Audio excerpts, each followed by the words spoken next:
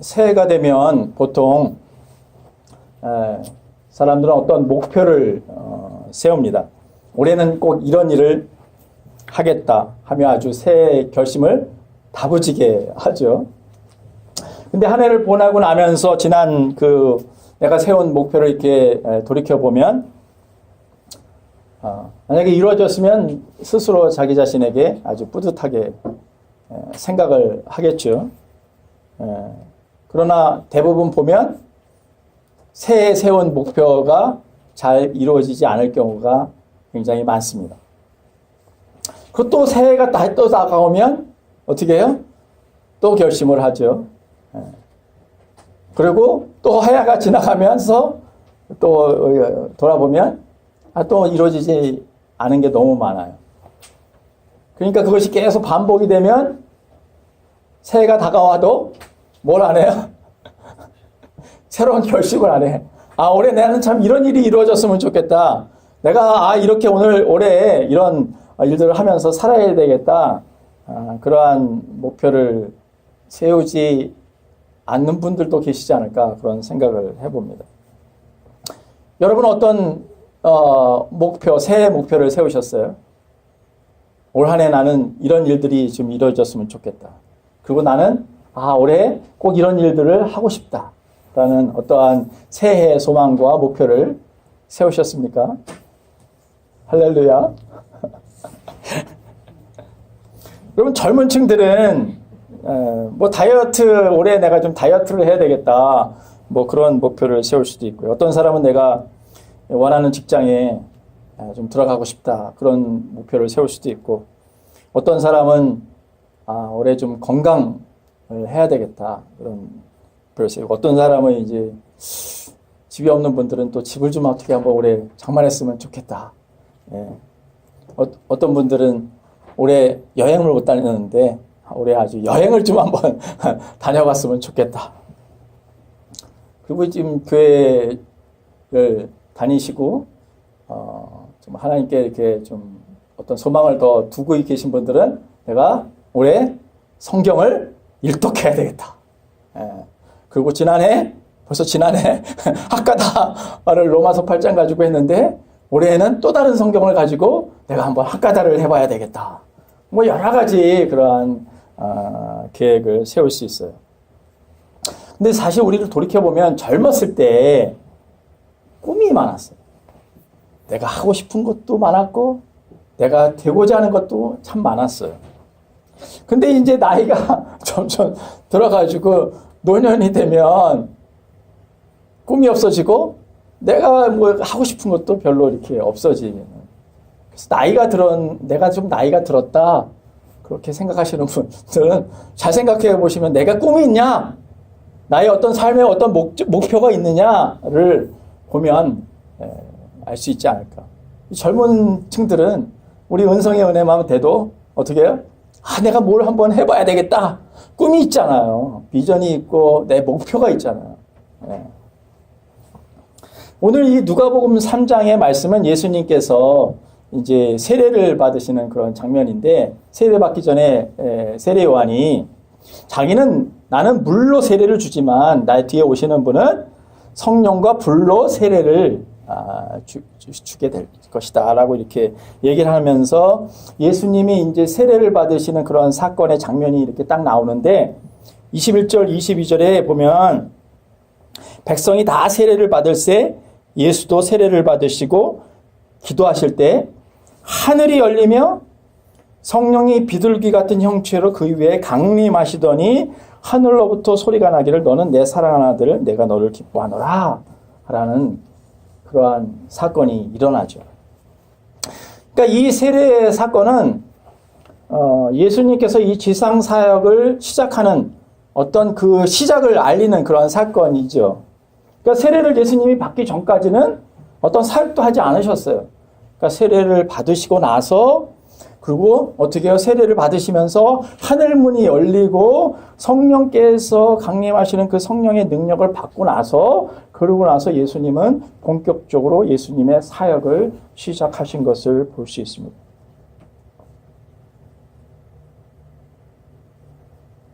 사도행전 오늘 그 10장의 그 본문은 고넬료의 가정 가운데 이렇게 성령이 임하는 그런 사건인데요. 10장 38절에 보면 어떤 말씀을 하냐면 하나님이 나사렛 예수에게 성령과 능력을 기름 붓듯 하셨음에 그가 두루 다니시며 선한 일을 행하시고 마귀에게 눌린 모든 사람을 고치셨으니 이는 하나님이 함께 하셨습니다. 라고 얘기하죠. 그러니까 예수님에게 성령과 능력을 기름 붓듯 하셨다. 그래서 그 능력을 가지고 이적도 행하시고 귀신도 쫓고 모든 그 예수님의 사역을 감당하셨다라고 그렇게 언급하고 있습니다. 그리고 사도행전에 보면 예수님의 제자들도 정말 마가의 다락방에 사도행전 2장에 보면 다락방에 모여서 성령 받고 그 성령의 능력을 받아서 이제 하나님의 사역, 새로운 일들을 한 것을 볼 수가 있어요. 그러니까 우리 또한 우리에게 우리가 받은 이 세례의 사건, 이 세례의 사건은 뭐냐 하면 우리가 어떤 새로운 시작을 알리는 하나님의 어떤 사람으로서 하나님의 일을 하는 새로운 시작을 알리는 그런 사건이라는 거죠. 그러니까 우리들도 세례를 받으면서 하나님의 어떤 새로운 일 시작을 하기 위해서 우리는 어떻게 해요? 우리에게도 하늘문이 열려야 돼요. 그리고 어떻게? 성령이 우리에게 임해야 되는 거죠. 예수님이 그랬듯이죠. 근데 여러분 하늘의 문은 누가 여셨어요? 예수님이 여셨어요 이미. 그래서 히브리서 10장 19절에 보면 그러므로 형제들아 우리가 예수의 피를 힘입어 성소에 들어갈 담력을 얻었나니 그 길은 우리를 위하여 휘장 가운데로 열어놓으신 새로운 살 길이요 휘장은 그의 육체니라. 그러니까 예수님께서 하나님께 나가는 그 문, 나가는 길을 이미 열어놓으셨다라는 거죠. 예. 근데 제가 원어를 이렇게 찾아보는 걸 좋아해요. 그래서 이 열어놓다라는 것을 원어로 찾아보니까 엔카이니조라는 단어예요. 이 엔카이니조라는 단어는 어떤 단어냐면 새롭게 하다, 다시 시작하다, 그리고 봉헌하다라는 그런 의미가 있어요. 그러니까 하나님의 문이 열리고 휘장이 열리면 우리들의 삶이 새롭게 시작한다는 거예요. 다시 시작하게 된다는 거예요. 그런 의미가 있다는 거예요. 근데 그 길은 어떻게 해요? 예수님이 열어놓은 길은 산길, 살아있는 길이라는 거예요. 하나님께 나아가는 길이라는 거죠. 그래서 제가 하나 발견한 사실은 우리가 이 봉헌을 하잖아요. 근데 봉헌을 하면서 하나님 앞에 우리의 마음을 들이면 하늘문이 열린다는 거예요. 그것이 봉헌의 그 의미 속에 담겨져 있다는 거예요. 이 열린다는 의미 속에 담겨져 있다는 새로운 사실을 또 발견하게 됐어요. 그래서 로마서 12장 1절에 보면 너희 몸을 하나님이 기뻐하시는 거룩한 산 제물로 하나님께 드리라. 이는 너희가 드릴 영적 예배니라. 우리 몸을 거룩한 산 제물로 하나님께 드려라. 봉헌해라. 그러면 어떻게 해요? 하늘문이 열린다는 거예요. 그리고 하나님의 놀라운 하나님의 능력이 우리 가운데 역사하신다는 거죠. 할렐루야죠. 여러분 성령님도 예수님께서 이미 우리들에게 보내주셨어요. 그렇죠? 그래서 우리가 요한복음 14장 26절에 보면 보혜사 아버지께서 내 이름으로 보내실 그 성령 그가 너에게 모든 것을 가르치고 내가 분부한 모든 것을 생각나게 하시리라. 사도행전 1장 8절 오직 성령이 너에게 임하시면 너희가 권능을 받고 예루살렘과 유다와 사마리아 땅까지 나의 증인이 되리라. 그렇기 때문에 이 세례의 사건은 우리에게 있어서 보이지는 않지만 영적으로는 하늘문이 열리고 하나님의 성령이 우리 가운데 임하는 그런 사건이라는 거예요. 세례가. 그래서 예수님께서 요한복음 3장 5절에서 무슨 말씀을 하시냐면 내가 진실로 진실로 너희에게 이르노니 사람이 물과 성령으로 거듭나지 아니하면 하늘나라에 들어갈 수 없다라고 말씀하세요. 그러니까 이 세례의 사건은 우리에게 주님에게도 놀라운 그 시작을 알리는 사건이었지만 우리에게도 이 세례라는 것은 굉장히 중요한 사건이라는 거죠. 왜냐하면 하나님 안에서 우리가 주님 안에서 새로운 일을 시작하는 그 시작을 알리는 그 사건이기 때문에. 그래서 제가 저의 세례를 받은 거를 이렇게 생각해 봤어요. 저는 제에게 세례가 굉장히 이렇게 기억이 남는 그러한 사건이었어요. 제가 이 물세례는 성공해서 영세를 받았기 때문에 이미 받았지만 커서 제가 유학생활을 할 때 저는 침례를 받았어요. 유학생활을 할 때. 제가 침례교회를 다녔기 때문에. 근데 그 기회에 이렇게 보면 성전에 여기처럼 이렇게 우리 옆에 커튼이 쫙 쳐져 있어요. 그리고 커튼을 쫙 제끼면 유리창이 쫙 있고 뒤에 침례탕이 딱 있었어요. 저는 거기서 침례를 받았어요. 침례에 완전히 잠겼다가 물에 잠겼다가 다시 이렇게 해서 잠시지만 저에게는 나의 신앙생활에 있어서 시작을 알리는 저의 그 신앙생활에서 이 물세례는 저에게 굉장한 기억으로 이렇게 기억되고 있어요. 그러고 나서 저는 물세례를 받고 좀 지나서 성령 세례를 받았어요. 근데 그때의 사건도 저에게는 아주 생생한 기억으로 남아있어요.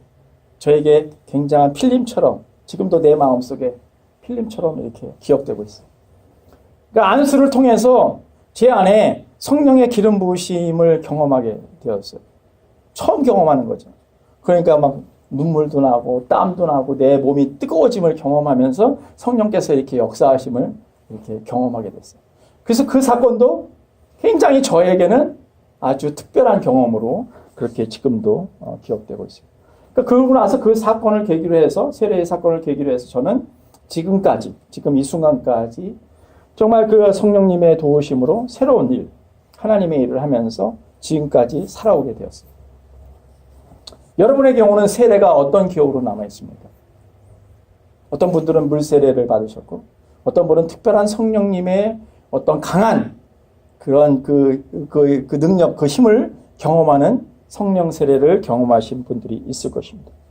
근데 제가 늘 많이 강조하지만 로마서 6장 4절에 사도 바울은 그러므로 우리가 그의 죽으심과 합하여 세례를 받음으로 그와 함께 장사되었나니 이는 아버지의 영광으로 말미암아 그리스도를 죽은 자 가운데서 살리신 같이 우리로 또한 새 생명 가운데 행하게 하려 하십니다. 그러니까 이 세례의 사건은 어떤 사건이냐면 예수님과 십자가에 함께 우리가 장사되고 그분으로 인해서 새롭게 태어난 그 사건이라는 거예요. 할렐루야.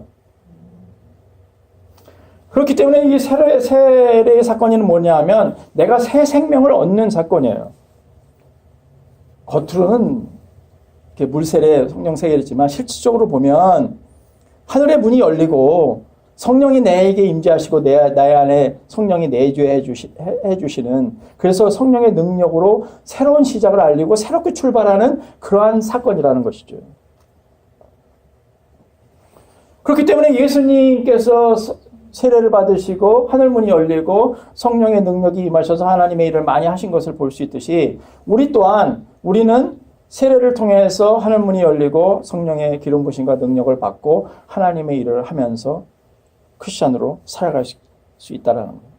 성령이 임하셔야 내 마음을 변화시켜 주시고 성령의 능력이 임하야 우리가 하나님의 일을 할 수 있게 된다는 거죠.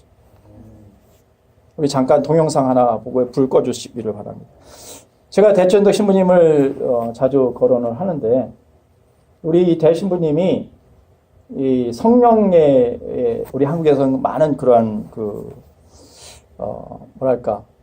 성령에 대해서 우리가 몰랐던 사실들, 성령이 어떤 분이신지를 많이 우리 교계에 이해시켜 주시고 알려주셨어요. 성령 충만, 성령 세례, 성령 충만.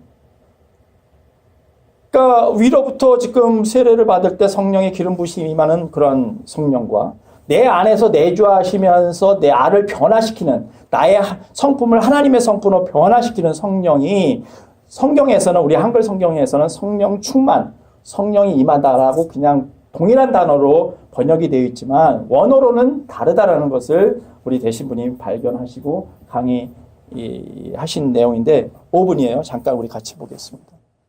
그래서 성령론 생각할 때도 음과 양 관계 있습니다. 이 교파는 성령의 열매, 성령 사람 마음에 들어가서 거듭나게 해서 사랑과 희락과 오래 참음과 여러 가지 열매 나오게 한다고 잘 강조하지만 성령의 능력에 대한 한마디도 안 나온 교파가 있습니다. 이 교파 성령 능력 강조합니다. 성령 받다면 기적할 수 있다. 가르칠 수 있다. 설교하는 힘이 있다. 나가서 복음 전파할 수 있는 힘이 나온다. 그것도 옳은 말씀입니다. 그런데 이 교파 이것만 얘기하고 이 교파 이것만 얘기하는 것은 음양 깨닫지 못하는 문제 때문입니다. 성령론 생각하면 음이 속에 있는 성령의 역사, 사람 고치고 성질 고치고 새 사람 만들어서 그 사람 일생 동안 성령의 진액이 있어서 성장하고 열매 맺는 나무가 됩니다. 그런데 나무가 기계가 아닙니다. 이 세계에서 기계 많이 사용합니다. 생각해 봅시다. 기계가 없으면 우리 어떻게 살 수 있습니까? 기계 없이 살 수 있기는 있지만 자동차 없으면 어떻게? 전화가 없으면 어떻게? 공장이 없으면 어떻게? 우리 농사로만 살면 고단해요. 재미가 없어요. 그 농사 없이 못 삽니다. 농사도 중요합니다. 살아있는 자라난 나무가 중요하지만서도 기계도 필요합니다. 그래서 성령의 능력이 기계와 같은 것입니다. 성령 능력 받으면, 성령 충만 받으면 충전과 같은 것입니다. 충전한 배터리, 힘을 받아 전기가 나와서 여러 가지 일할 수 있습니다. 능력이 나와요. 그 배터리에서 열매가 없어요. 근데 배터리가 충전하다가 다 써버리고 며칠이나 몇 년 동안 놔두다가 다시 충전해서 또 힘이 더 나와요. 성령 충만함을 받은 사람 그렇습니다. 여러 번 새로 충전할 수 있습니다. 여러 번 새로이 힘을 받을 수 있고 나가서 성령의 능력으로 말하고 기적하고 여러 가지 놀라운 일을 할 수 있는데 열매가 없으면 기계뿐입니다. 나무가 아니고 삶이 없습니다. 그래서 내가 의심났습니다. 이 성령 충만 말이 성경에서 많이 나와요. 그런데 어떤 데는 충만할 말 이유 같은 뜻인 것 같아요. 어때? 이유 같은 것 같아요. 내가 의심나서 컴퓨터 가지고 보니까 첫째 것은 저희 컴퓨터 프로그램에서 원어 나와요. 버튼 눌리기만 하면 원어 나와요. 보니까 이 충만 플레이테이스라고 하고 이 충만 플레이레이스라고 나고 하하 똑같은 원어 아니구나. 그래서 사전에서 찾았습니다. 사전에서 플레이테이스, 플레이레이스 똑같은 뜻이라고 해요. 구별이 없다. 그래서 저희가 의심났습니다. 그래서 시험해 보겠습니다. 그래서 그 컴퓨터로 플레이테이스라는 말을 사용하는 모든 구절 모였습니다. 그 다음에 플레이레이스 하는 구절 다 모였습니다. 따로 패러렐하고 하하 차이가 있습니다. 기계 관계에 있으면 플레이테이스 나와요. 살아있는 관계면 플레이레이스 나와요. 분명히 음과 양, 플레이테이스 양입니다. 기계와 같이 능력이 나와요. 성령의 능력이 나올 때마다 성령의 충만이라고 합니다. 그런데 번역 이것도 충만이라고 합니다. 그 충만 아니면 충분. 성령의 충분함이 없으면 영혼이 죽습니다. 충분, 성령의 충분, 나무 안에 있는 진액과 같아요. 진액이 있으면 나무가 살고 열매 맺을 수 있습니다. 진액이 없으면 죽고 다시 회복할 도리가 없습니다. 그런데 충만, 기계와 같이 힘을 주고 기계화하는 것입니다. 그래서 우리 성령 생활 둘 다 음과 양 이거 구별이 나와요. 성경에서 구별 나옵니다. 예, 좀 어떻게 이해가 되셨는지 좀 어려울 수도 있어요. 사실은 신앙생활을 오래 하지 않으신 분들의 경우는. 그러나 분명한 것은 하나님의 성령이 우리 안에 부어지고 우리는 하나님의 일을 능력 있게 할 수 있다는 것이죠. 그리고 내 안에 내주하고 계신 성령님이 나를 대신 분이 말씀을 통해서 말하면 충분하게 나를 하면 그 성령님을 통해서 내 마음이 바뀌고 내 안에 있는 성질들, 나의 못난 모습들, 나의 연약함들 이런 것들이 정말 성령의 열매로 나를 새롭게 하신다는 거죠. 할렐루야. 우리 사도행전 2장 17절에 보면 하나님이 우리들에게 말세에 내가 내 영을 부어주리니 어떻게 해요? 너희들은 자녀들은 예언할 것이고 젊은이들은 환상을 볼 것이고 늙은이들은 꿈을 꾸리라 라고 말씀해요. 그러니까 성령이 부어지면 우리에게 성령이 부어지면 어떻게 되냐면 우리가 꿈을 꾸게 된다는 거예요. 비전을 갖게 되는 거예요. 삶의 목표를 갖게 된다는 거예요. 그러니까 내가 한 해를 시작하면서 내 안에 꿈이 없으면 내 안에 비전이 없으면 내가 소망하는 거 없으면 그거는 무슨 얘기냐면 내가 성령 충만하지 않다는 거예요. 성령이 충만하면 그 성령님의 그 힘을 통해서 내가 에너지가 나오잖아요. 아까 기계 하잖아요. 힘이 나와요. 능력이 나와요. 그렇기 때문에 나는 하나님 안에서 뭘 하고 싶은 그 소망이 그 열정이 나에게 나온다라는 거예요. 근데 내 안에 하나님을 위해서 내가 별로 하고 싶은 일도 없고 소망도 없고 성경도 별로 이제 눈이 침침해서 그래. 성령 충만하면 눈도 밝아질 줄 믿습니다. 하나님의 일을 다시 새롭게 시작하는 거예요. 하늘 문이 열리면 새롭게 시작하는 거예요. 열리다라는 의미가 그렇잖아요. 다시 시작하는 거예요. 다시 또다시. 사랑하는 교회 여러분, 하나님 안에서 하나님 일을 하고 싶은 어떤 그 하나님 안에서의 그런 역사하심을 경험하고 싶으십니까? 다시 묻겠습니다. 여러분 안에 내가 살면서 하나님의 어떠한 임재를 느끼고 하나님이 경험하시는 것을 내 삶에 느끼면서 그렇게 살고 싶으십니까? 아멘. 여러분 그게 아멘이라고 대답을 하신다면 우리는 성령의 충만함을 받아야 돼요. 성령의 충분도 받아야 돼요. 성령의 충만함도 받아야 돼요. 근데 많은 크리스찬들이 이 기회를 하나님의 안에서 하는 일을 경험하고 임재를 경험하고 하나님의 일을 할 수 있는 그 기회를 너무나도 놓치고 살고 있는 것을 볼 때가 많아요. 왜냐하면 물 세례를 받고 성령 세례를 안 받았기 때문에 성령의 그 충만함을 경험해보지 않았기 때문에 내 안에 성령이 임하시지 않으니까 충만하지 않으니까 그냥 아무 생각 없이 신앙생활을 하는 게 되는 거죠. 그래서 이 대신부님의 할아버지가 누구라고요?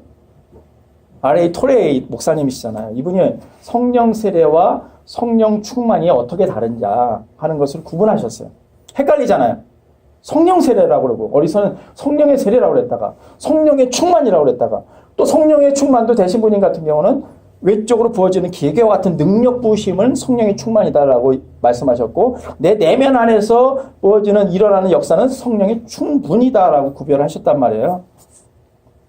이 토레이 목사님은 어떻게 설명을 하셨냐면 내가 신앙생활하면서 내가 성령의 어떤 그 능력이나 임재를 경험한 첫 번째 사건이 있잖아요. 내가 성령님의 어떤 제가 세례를 받을 때, 성령 세례를 받았을 때 정말 성령이 나에게 임하고 내가 뜨거워지고 그냥 눈물도 나고 그냥 뒤범벅이 된, 땀으로 뒤범벅이 된 그 사건이 저에게는 첫 번째 성령의 그러한 것을 경험한 사건인데, 그 첫 사건인 성령 세례다라고 얘기하시고, 그 이후로지는 성령의 어떤 역사를 경험하는 것은 성령 충만이다라고 이렇게 설명을 하셨어요. 토레 목사님. 그러니까 우리는 성령의 내주는 늘 계시잖아요. 그분을 충만하게 드러내는 것은 우리의 삶을 변화시키는 것이고, 내 내면을. 위로 부어지는 능력은 계속해서 아까 배터리처럼 계속해서 성령 충만을 구해서 내가 계속 하나님으로부터, 성령님으로부터 공급받아야 된다는 거죠. 그러니까 위로부터 부어지는 성령은 늘 기도하면서 구하면서 성령 충만을 구해야 되는 것이지, 한번 성령 충만했다고 해서 계속 성령 충만한 건 아니라는 거죠. 계속 구해야 된다. 근데 우리 성공회는 물 세례와 성령 세례를 구분하잖아요. 아세요? 우리가 물 세례 영세 받잖아요. 물 세례. 그러고 나서 뭐 받아요? 성공회 교인들은 견진 성사를 받잖아요. 견진 성사가 성령 세례예요. 주교님이 오시잖아요. 그래서 어떻게 해요? 딱 머리 위에 손을 얹고 안수하시잖아요. 그러면 그 성령이 임하시는 거란 말이죠. 성령을 간구하는 게 견진 성사예요. 그것이 바로 성령 세례예요. 그러니까 견진을 받으신 분들은 뭐예요? 뭘 받으신 거예요? 성령으로 세례를 받은 거예요. 그럼 뭘 구해야 돼, 이제는? 충만을 기도해야 되는 거예요. 계속 충만을 기도해야 돼요. 충만을 기도. 이제 내가 성령의 처음에 경험을 해본 적이 기억이 없어. 내가 성령님의 임재 가운데 어떤 성령의 강한 역사 가운데 내 몸이, 내 마음이 경험되어진 적이 없어. 그냥 물세례를 받은 적은 있지만 그런 기억이 만약에 없으시다면 그런 교우님들은 뭘 구해야 돼요? 성령 세례를 구해야 됩니다. 그래야지 크리스찬으로서 신앙생활을 제대로 할 수 있게 된다는 거예요. 여러분, 성경의 사도행전에 보면 세례받는 많은 사람들이 성령 세례를 받고 하나님의 일을 능력 있게 하게 된 것을 많이 볼 수가 있어요. 사도행전은 완전히 뭐 그런 내용으로 꽉 차 있습니다. 말씀드렸듯이 사도행전 2장에서 마가의 다락방에 모인 120명의 제자들이 어떻게 해요? 전혀 함께 모여 뭘 했다고요? 기도에 힘썼다. 그랬더니 어떻게 됐어요? 성령이 그들에게 임하고 그들이 뭐 방언도 하고 그냥 초자연적인 일을 경험하게 된 거예요. 능력을 받은 거죠. 그러니까 이제 담대히 나가서 전도도 하고, 뭐 우리 전도하려면 얼마나 힘들어요. 이거 뭐 얘기해봐야 뭐 그냥 한데, 근데 성령의 능력이 부어지니까 그거와 상관없이 그냥 나가서 막 전도하고 복음 선포하고 뭐 기도해주면 그냥 이적이 나타나고 막 이런 역사가 일어난 거죠. 여러분, 사도행전 8장으로 넘어가면 빌립이 사마리아에 가서, 성에 가서 전도를 해요. 그래서 그 빌립의 그 복음 전파를 통해서 사마리아 사람들이 예수님을 영접해요. 그러고 나서는 물세례를 받아, 빌립을 통해서. 근데 그 소식이 예루살렘에 전해져요. 그러고 나서 사도들이 베드로와 요한을 사마리아 성에 파송해요. 파견해. 그러고 나서 그들이 그 물세례를 받은 사람들에게 안수하면서 기도할 때 성령이 임하고 능력이 나타났다라고 사도행전 8장 17절에 이에 두 사도가 그들에게 안수함에 성령을 받는지라. 여러분, 9장으로 넘어가면 사도 바울이 다메섹 도상에서 부활하신 예수님을 만나는 장면이 나와요. 부활하신 예수님을 만나고 사도 바울은 어떻게 돼요? 눈이 멀어요. 그래서 3일 동안 눈이 멀어요. 그래가지고 어떻게 아나니아가 가서 안수하니까 성령이 임하시고 눈이 보이고, 그리고 먹지도 못했는데 다시 먹게 되었더라. 그러고 나서 세례를 받아. 그리고 10장으로 넘어가면 오늘 사도행전의 본문이죠. 고넬료 가정에 하나님께서 사도 바울을 통해서 어떻게 해요? 그 고넬료의 집안에 가서 말씀을 선포하는데, 갑자기 말씀을 선포하는 도중에 성령이 막 그냥 고넬료 가정 사람들에게 임한 거예요. 그러니까 막 방언이 터지고 막 모든 역사가 막 일어나니까 도대체 어떻게 이방 그 가정에게 이런 일이 일어나느냐, 도대체. 근데 성령이 우리 마가의 다락방에서 받았던 그 성령의 역사와 동일한 역사가 일어나니까 야, 이들에게 어떻게 우리가 물 세례를 주지 않겠냐. 그러고 나서 성령 받은 그들에게 물 세례를 줘요. 그리고 19장으로 넘어가면 이제 바울이 에베소서 교인들에 가가지고 또 이렇게 전도를 하는데 에베소 교인들에게 당신들 성령 받았어요? 그래요, 성령. 그랬더니 자기네들은 성령이라는 성령도 모르고 성령 받은 적도 없고 단지 요한으로부터 세례만을 받았다. 물 세례를 받았다. 그러니까 바울이 그 에베소 교인들에게 다시 안수하면서 기도하니까 또 성령이 임하시는 놀라운 역사가 일어나는 거예요. 그래서 그 복음의 능력으로 지금까지 기독교가 복음이 지금까지 전해져 왔고 우리가 지금 이 자리에 앉아서 동일한 은혜를 누리고 있게 됐다는 거예요. 할렐루야! 그러니까 우리 크리스찬들은 뭐냐 하면 우리의 나의 내면이 바뀌는 것은 이 성령의 내면의 역사인데 그분으로 말미암아 우리들의 그 성격들이 개 같은 성격들이 하나님의 성품으로 바뀌게 된다는 거예요. 그러니까 내가 왜 안 바뀌냐? 성령이 내 안에 계신 그 성령님이 내 안에 역사하지 못하니까 그분을 갈망하고 그분께 구하고 해서 내 내면을 성찰해야 되는데 성령 충분을 구하지 않으니까 그러니까 안 바뀌죠. 그러니까 신앙생활을 5년 하든 10년 하든 30년을 하든 40년 하든 성격은 안 바뀌어. 그 얘기가 나오는 거예요. 아니요. 하나님이 내 안에 역사하시는데 내 같은 성격이 왜 안 바뀝니까? 성령님을 의뢰하지 않으니까. 그 성령님 우리 안에 부어주시면 하나님의 능력을 행하시는 거예요. 우리가 갈망하고 구하지 않았기 때문에 함께 모여서 내가 정말 하나님 앞에 간절한 마음으로 정말 그 120명의 제자들이 마가다라 복음에서 계속 성령이 임하시기를 기도했던 것처럼 사도행전에서 많은 사람들이 기도했던 것처럼 그런 사모한 마음이 우리에게 없기 때문에 그런 것이죠. 여러분 성령 세례 받고 싶으십니까? 성령의 충만함을 받고 싶으세요? 정말?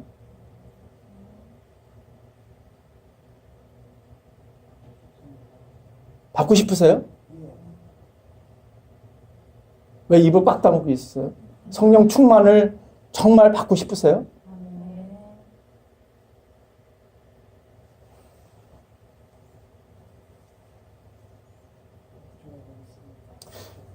사도행전 2장 38절에 보면 사도 베드로가 무슨 말을 하냐면 너희가 회개하여 각각 예수 그리스도의 이름으로 뭐라 그래요?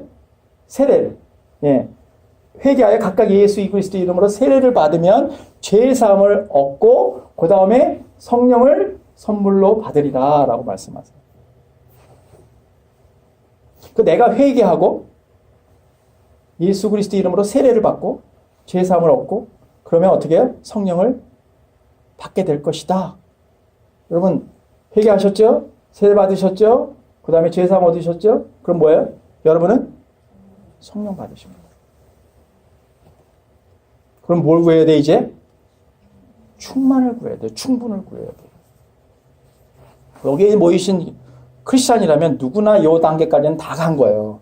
근데 왜 성령 충만과 충분을 내가 경험하지 못하냐? 하나님의 능력을 왜 경험하지 못하느냐? 내 안에서 내면하는 하나님의 역사를 내가 왜 경험하면서 그냥 크리스찬으로 사느냐? 하면 우리가 정말 하나님을 갈망하면서 그분을 갈망하면서 성령 충만과 성령 충분을 구하지 않기 때문에 그런 거예요. 단지 그 이유 하나뿐이에요. 그러니까 어떻게 해야 돼 우리는? 성령 충만과 충분을 계속해서 구하고 갈망해야 돼요. 근데 우리한테 갈망이 없는 것 뿐이에요. 그분이 나에게 필요하지 않기 때문에 내가 왜 성령 충만해야 되는지 내가 왜 성령 충만한지 그게 나에게 새 목표가 되지 않는 거예요. 다른 거는 목표로 세우지만 내가 정말 가장 중요한 것 우리에게 성령을 주셨는데 성령 충만하고 성령 충만한 것은 새 목표로 정말 나의 올해 간절한 소망은 정말 성령 충만하고 성령 충만한 것입니다. 이것이 나의 새 목표입니다. 라고 그렇게 간절히 소망하는 크리스찬들이 얼마나 될까. 다른 거는 다 기도하고 새 소망을 하지만 주님께서 우리에게 분명히 말씀하시죠. 너희가 악할지라도 좋은 것을 너희에게 줄 줄 알거든. 천부께서 너희에게 성령을 주시지 않겠느냐. 가장 좋은 거 성령을 너희들에게 줄 거다. 뭐 하면? 간절히 기도하면, 구하면. 그리고 그것을 하나님이 주실 줄 알고 믿음으로 취하면 하나님이 주실 것이다. 저는 여러분 안에 그런 소망이 있었으면 좋겠습니다. 여러분의 여러 가지 세외 계획이 있었을 거예요. 세웠을 거예요. 특히 젊은 친구들은. 그리고 내가 계획을 세워봐도 또 안 돼. 그러고 나서 아예 그냥 무계획 계획이 따르고 그냥 넘어가시는 분들도 있을 거예요. 그러나 여러분, 우리에게 가장 좋은 것은 성령님이에요. 여러분, 성령님이 우리 안에 충만하면요, 이 세상은 그냥 장밋빛 행복한 모습으로 보이는 거예요. 늘 기쁨이 있고 행복이 있는 거예요. 만족이 있는 거예요. 근데 왜 그것을 우리가 안 구합니까? 행복한 것을 그렇게 추구하면서 살면서, 나에게 원하는 것을 만족하기 위해서 그렇게 찾아다니면서, 돈 벌면서 그렇게 하면서 살면서, 우리에게 가장 좋은 것, 우리를 만족시키는 것은 왜 우리가 구하지 않느냐는 거죠. 여러분, 저는 우리 디사이플스 교회는 새해에 나에게 주는 가장 큰 소망, 내가 가장 오래 이루고 싶은 목표는 내가 성령 충만이다. 그리고 대신 분이 말씀하시지, 충분이다. 여러분, 그런 여러분이 되시기를 축원합니다. 여러분, 저도 설교를 준비하면서 그거를 저의 올해 목표로 세웠어요. 다른 거 다 안 구하고, 뭐 말씀으로 충만하고, 그것도 이제 성령의 그걸 위해서 하는 거니까. 말씀을 내가 채우는 것도 내가 충만해지기 위해서 말씀 채우고, 내가 하나님이 열어놓으신 그 길, 문을 열어놓으신 그 길, 그리고 하나님께 나아갈 그 길을 가기 위해서 내가 말씀도 보는 거죠. 여러분, 그 목표를 저와 함께 같이 세우지 않으시겠습니까? 저는 올해 우리 교회가 부흥할 것 같아요. 조짐이 이렇게 심상치가 않아요. 그런데 조건이 있어요. 제가 성령 충만하지 않으면, 여러분이 성령 충만하지 않으면 그 성령의 역사는 일어나지 않습니다. 그러니까 어떻게 해요? 우리는 그냥 끊임없이 성령 충만과 분을 위해서 기도하면 하나님이 역사하시는 거예요. 새 일을 하늘 문을 열는데 그게 뭐예요? 새 일을 새롭게 한다는 뜻이잖아요. 다시 시작하게 한다는 거예요. 현재의 모습은 이렇지만 하나님은 새롭게 문을 여시고 나를 새롭게 하시고 나를 다시 시작하게 하신다는 거예요. 그게 언어 속의 의미에 들어져 있다는 거예요. 놀라운 사실이죠. 우리가 봉헌하죠. 근데 우리가 물질을 봉헌하지만 내 마음을 들이면 그 봉헌하면 하늘문을 열리는 거예요. 그게 언어 속의 의미 속에 담겨져 있다는 거죠. 그러면 어떻게 해요? 하늘문이 열리는데, 하늘문이 열리면 어떻게 돼요? 여러분의 말할 수 없는 성령의 능력이 부어지잖아요. 동시에 부어지잖아. 막 부어지잖아. 그러니까 나는 어떻게 해요? 주체를 할 수 없는 거예요. 막 꿈을 꾸고, 꿈도 꾸고, 환상도 보고, 예언도 하고, 막 그냥 주체할 수 없는 거예요. 저는 올해 한 해 좀 그렇게 주체할 수 없는 그런 한 해로 살고 싶습니다. 그래서 내가 정말 다시 올해는 정말 정신 차려야 되고, 내가 정말 다른 거 기도하지 않고, 오직 그거 하나만을 목표로 삼고 기도해야 됩니다. 그래서 아마 여러분들에게 기도합시다. 뭐, 새벽 기도, 뭐, 철야 기도, 밤 기도, 뭐, 어디 가서 부흥회도 가시고, 은혜 받으시다. 막 여러 가지로 막 달달 볶을지 몰라요. 준비들 단단히 하시고, 올 한 해, 나의 가정 가운데, 나의 삶 가운데 성령의 충만과 충분을 통해서 이제 하나님의 일을 경험하며 한번 살다가 가야죠. 하나님의 역사를 경험하면서 정말 내 내면 안에서 정말 놀라운 성령의 열매들이 일어나는 것을 보고 주님께 가야죠. 그런 우리 모두가 되기를 그렇게 축원합니다. 기도하겠습니다.